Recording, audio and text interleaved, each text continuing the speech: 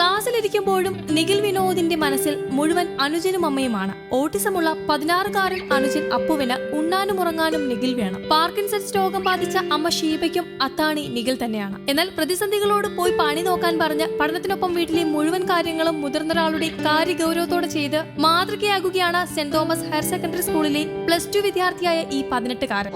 നമുക്ക് എന്തായാലും ഈ നമ്മളിവിടെ ജനിച്ചിട്ടുണ്ടെങ്കിൽ നമ്മൾ കഴിഞ്ഞ ജന്മത്തിൽ നമ്മൾ ചെയ്ത കർമ്മഫലങ്ങളായിരിക്കും നമ്മളിപ്പോൾ അനുഭവിക്കുന്നത്.